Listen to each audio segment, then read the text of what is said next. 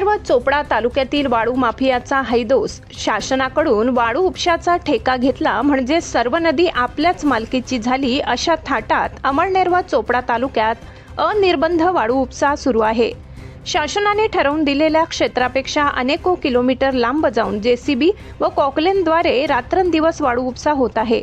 त्यामुळे नदीपात्रातील पर्यावरणाला गंभीर धोका निर्माण झाला असून परिसरातील नागरिकांकडून संताप व्यक्त केला जात आहे। याबाबत मिळालेल्या माहितीनुसार शासनाकडून या घाटाचा लिलाव करण्यात आला। लिलावात बोली लावून संबंधितांनी ठेका घेतला। प्रत्येक घाटात किती क्षेत्रात वाळू उपसा करावा याचे प्रमाण शासनाने ठरवून दिले आहे।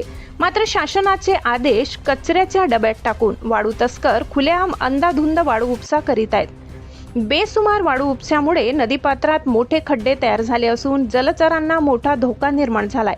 कॉकलेन बाज व जेसीबीद्वारे सुरू असलेल्या वाळू उत्खननामुळे जागोजागी डोह तयार झालेले आहेत। त्यामुळे नदीपात्रातून जाणाऱ्या जलचरांना व पाळीव जनावरांना त्याचा मोठा धोका संभवतो। सोबतच नदीच्या प्रवाहावरही या वाळू उपशाचा विपरीत परिणाम होणार असून शेतीपुढेही पाण्याचे मोठे संकट उभे राहणार आहे।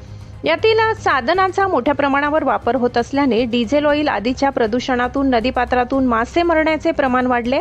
मास्यांवर उपजीविका करणाऱ्या कोळी व भोई समाजात बांधवांचे जगण्याचे साधनही धोक्यात सापडले। शासनाच्या आदेशाला केराची टोपली दाखवणाऱ्या वाळू माफियांवर तहसीलदार व प्रांत अधिकारी यांची कृपा आहे की त्यांच्या हाताखालील अधिकारी या बेसुमार वाळू उपशाबाबत त्यांच्यापर्यंत कोणतीच माहिती द्यायला तयार नाहीत असे आरोप ग्रामस्थांमधून केले जात आहेत। अनेकदा ग्रामस्थांनी वाळूची ओव्हरलोड बेकायदेशीर वाहतुकीची वाहने अडवली, मात्र त्यांच्याकडूनही उलट ग्रामस्थांनाच दादागिरी करण्यात येत असल्याचे दिसून येत आहे।